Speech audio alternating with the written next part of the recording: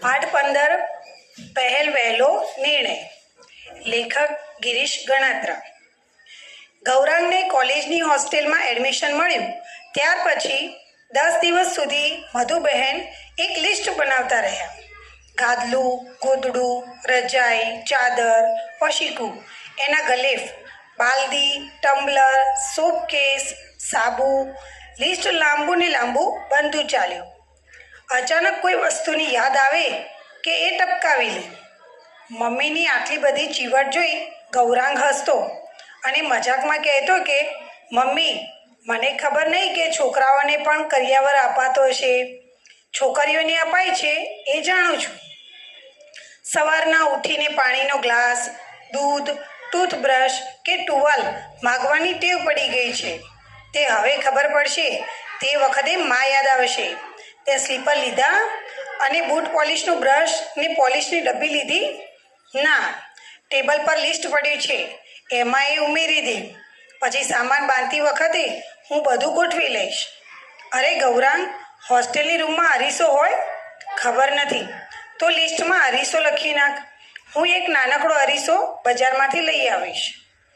ગૌરાંગને બહાર ગામની કોલેજમાં કેમિકલ એન્જિનિયરિંગમાં એડમિશન મળ્યું ત્યારે એ ખૂબ રાજી થયો.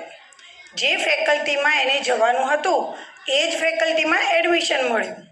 થોડા ટકા વધારે આવ્યા હોત તો અહીંયા આ શહેરની કોલેજમાં જ એડમિશન મળી જાત.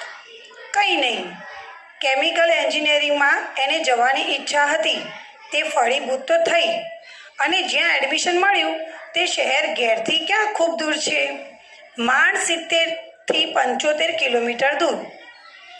ટ્રેન, બસમાં આવજા કરી શકાય, પણ અપડાઉનમાં સમય ન વેડફાય. એટલા માટે તો હોસ્ટેલમાં એડમિશન લીધું. રવિવારે કે રજાના દિવસે ઘેર આવી શકાય. હું એમ કહું છું, મધુબહેને પતિને કહ્યું, કે આપણે એક દિવસ ત્યાં જઈને હોસ્ટેલ વ્યવસ્થા જોઈ આવીએ તો. શું કામ? પતિએ કહ્યું, આપણી પસંદગીનો રૂમ તો એ લોકો આપવાના નથી. કેમિકલ્સમાં ભણનારા કે ભણતા વિદ્યાર્થીઓ જોડે જ એને રૂમ ફાળવશે. ભલે, પણ તોય આપણે એને મૂકવા જઈશું ત્યારે હોસ્ટેલ, કોલેજના ક્લાસ, એની બેન્ચો, પાણીનો રૂમ બધું જોઈ લઈશું. એક આખો દિવસ ત્યાં ગાળીશું.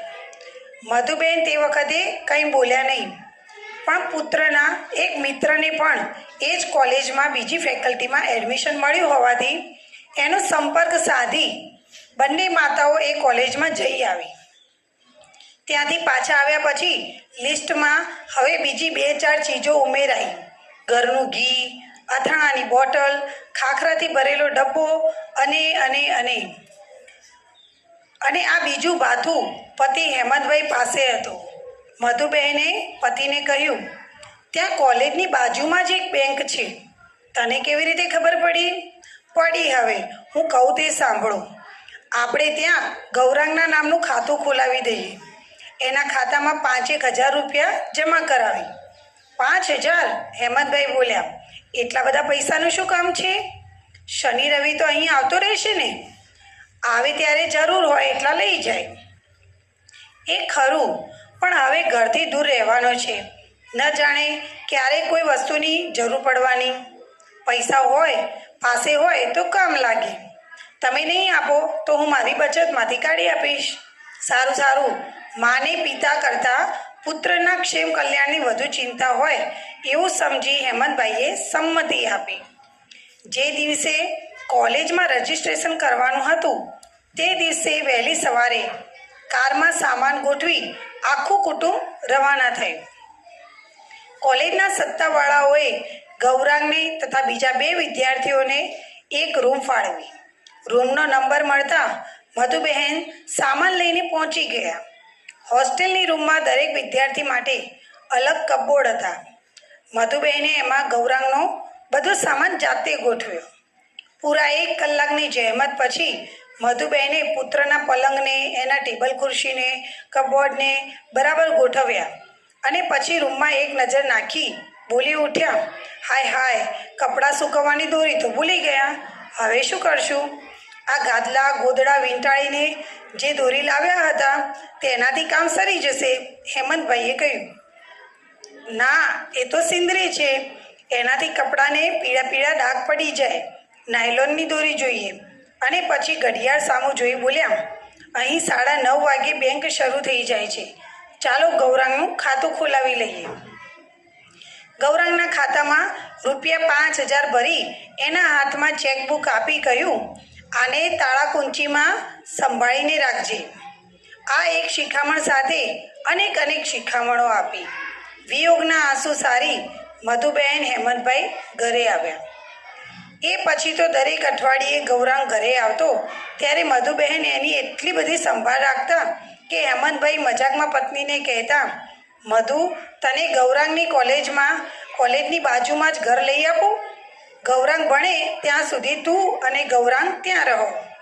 તમારી સલાહની મને જરૂર નથી, મધુબહેન રોષથી બોલી ઉઠતા. ત્યાં ગૌરાંગનું કોણ? અહીં આવે ત્યારે દીકરા માટે એટલું ન કરું? 16 વર્ષની ઉંમર પછી છોકરાઓને ઘરની બહાર રમતા મેલી દેવા જોઈએ.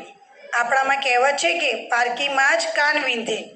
ગૌરાંગ હવે મોટો થયો, એને દુનિયાની વિશ્વના વિદ્યાલયમાં જ શીખવા દો. સાચા ખોટાનો નિર્ણયો લેતા શીખશે. અનુભવથી જે શીખે એ સાચું ભણતર. ગૌરાંગ પાછો હોસ્ટેલમાં જતો ત્યારે મધુબહેન એને નાસ્તાના ડબ્બા, અઠવાડિયાના ખર્ચની રકમ પકડાવી લેતા. જોતજોતામાં 4 વર્ષ નીકળી ગયા. ગૌરાંગ ડિગ્રી લઈને હોસ્ટેલને સલામ કરી પાછો આવ્યો અને પિતાના ધંધામાં ઝંપલાવી દીધું. એક દિવસ બાપ દીકરો ડાઇનિંગ ટેબલ પર બેસી બેંક એકાઉન્ટ્સ તપાસી રહ્યા હતા ત્યારે એમને અચાનક યાદ આવ્યું અને બોલી ઉઠ્યા, ગૌરાંગ, તું હોસ્ટેલમાં દાખલ થયો ત્યારે ત્યાંની બેંકમાં તારા નામે ₹5,000 જમા કરાવેલા. એ એકાઉન્ટમાં કેટલું બેલેન્સ છે? ગૌરાંગ જવાબ આપતા ખચકાયો. તું દર અઠવાડિયે ઘેર આવતો ત્યારે મેસનું, કેન્ટીનનું કે ધોબી દૂધવાળાના બિલ માટેના પૈસા ઘરેથી લઈ જતો. કોલેજ અને હોસ્ટેલના ફીના પૈસા પણ ઘરમાંથી જ અપાતા. એટલે માનું છું કે એ બેલેન્સના વ્યાજ સહિત આજે લગભગ ₹6,000 હોવા જોઈએ. ખબર નથી કઈ ગૌરાંગ ઊભો થઈ ચાલતો થયો. વોટ ડુ યુ મીન કે ખબર નથી? હેમંતભાઈનું પુત્રનું ચાલ્યું જવું ન ગમ્યું એટલે તાડુકી ઉઠ્યા. હવે ધંધાની જવાબદારી સંભાળવાની છે એટલે હિસાબમાં ચોકસાઈ રાખવી જોઈએ. શું થયું એ પૈસાનું? જવાબ આપ્યા વિના ગૌરાંગ એના બેડરૂમમાં ચાલ્યો ગયો અને અંદરથી બારણું બંધ કરી દીધું. ગૌરાંગ ચાલ્યો ગયો એટલે હેમંતભાઈ વધુ ગરમ થયા. એ દિવસે ખૂબ ગરજ્યા. મધુબહેને પતિને જેમ તેમ શાંત કર્યા, પણ હેમંતભાઈ ચોકસાઈ ભર્યા માણસ. એ આ રકમને ભૂલી ન શક્યા. સમય મળે એ ગૌરાંગને આ રકમનો હિસાબ આપવાનું કહેતા અને ગૌરાંગ એ ટાળતો.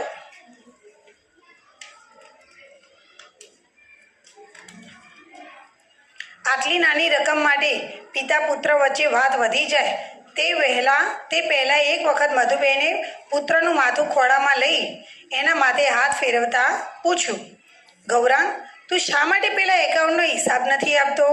તને ખબર છે કે તારા પપ્પા કેટલા ચોકસાઈ ભર્યા છે? આ બંગલો, કાર, ફેક્ટરી એમને એમ નથી ઊભા થયા. હિસાબની, વ્યવહારની ચીવટને કારણે એ કમાયા છે. તારાથી એ રકમ વપરાઈ ગઈ હોય તો મને કહે, મારી પાસેથી એ રકમ તને આપી દઈશ. તારા પપ્પા જેટલા નારિયેળની છાલ જેવા કડક છે એટલા જ કોપરા જેવા કૂણા પણ છે. તું એમને હિસાબ આપતા ગભરાતો હોય તો મને કહી દે. આપણે બંને એ રકમનો કોઈ રીતે ખુલાસો આપી શકીશું. પુત્રને બહુ મનાવ્યો ત્યારે એણે માતા સમક્ષ ખુલાસો કર્યો. મમ્મી, 3જા વર્ષમાં મારા રૂમ પાર્ટનર તરીકે વિજય કરીને એક છોકરો હતો. એનું પહેલું સેમેસ્ટર પૂરું થાય તે પહેલાં જ એના પિતા મૃત્યુ પામ્યા. એક તો વિજયના ઘરની સ્થિતિ સારી નહીં. જેમ તેમ કરીને એના પિતા વિજયનો ભણાવવાનો ખર્ચ ઉઠાવતા. એ આશાએ કે પુત્ર એન્જિનિયર થશે, કમાણી કરતો થશે, ત્યારે સુખના દિવસો જોવા મળશે. એ એના પિતાની અંતિમ વિધિ પતાવવા ગયો પછી પાછો આવ્યો જ નહીં. 10-15 દિવસ થયા છતાં એ ન આવ્યો એટલે અમે 2-3 વિદ્યાર્થી એના ઘરે ગયા. અમે એને મળ્યા ત્યારે ખબર પડી કે વિજય અભ્યાસ છોડી નોકરીએ લાગી જવા માંગે છે. મમ્મી, વિજય ભણવામાં ખૂબ જ હોશિયાર હતો. 1.5 વર્ષ માટે એની આખી કેરિયર રોડાઈ જતી હતી. એટલે અમે 5-6 વિદ્યાર્થીઓએ નક્કી કર્યું કે એનો કોલેજનો હોસ્ટેલનો ખર્ચ આપણે ભોગવી લેવો. મેં પેલા બેંક એકાઉન્ટના 5,500 રૂપિયા વિજય પાછળ ખર્ચી નાખ્યા. પપ્પાને હું કેવી રીતે હિસાબ આપું એ ચીડાઈ તો. મધુબેન હસ્યા અને કહ્યું, બેટા બસ આટલી જ વાત છે ને?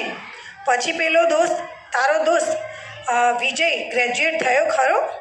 હા, યુનિવર્સિટીમાં એ ડિસ્ટિંક્શન સાથે પહેલા વર્ગમાં પાસ થઈ ગયો. ચાલ, તારા ખર્ચેલા પૈસા લેખે લાગ્યા. હવે આ વાત તું મારા પર છોડી દે. 2-3 દિવસ પછી હેમંતભાઈ જ્યારે મૂળમાં હતા ત્યારે મધુબેને પતિને ગૌરાંગના પેલા એકાઉન્ટનો હિસાબ આપ્યો અને વિગતવાર વાત કરી. વાત સાંભળીને હેમંતભાઈ ખૂબ ખુશ થયા અને બોલી ઉઠ્યા, મારા છોકરાએ જે સારો નિર્ણય લીધો એનો મને આનંદ છે. એ છોકરો નિર્ણય કરતા શીખ્યો ને. ગૌરાંગ પાસે મારી જે અપેક્ષા હતી તે આ જ હતી, નિર્ણય લેતા શીખો. ખોટો નિર્ણય લેવાઈ જાય તો એના અનુભવને ધ્યાનમાં રાખી બીજા નિર્ણય લો. બીજે દિવસે પિતા પુત્ર ઓફિસમાં બેઠા બેઠા કામ કરી રહ્યા હતા. ત્યાં અચાનક હેમંતભાઈએ પૂછ્યું, પછી તારા પેલા દોસ્ત વિજયને નોકરી મળી ગઈ? ન મળી હોય તો મને કે. એસોસિએટેડ કેમિકલ્સવાળાને ત્યાં એક સારા કેમિકલ એન્જિનિયરની જરૂર છે. આ પાઠ વરસ્યા અંડાધારમાંથી પુસ્તકમાંથી લેવામાં આવ્યો છે.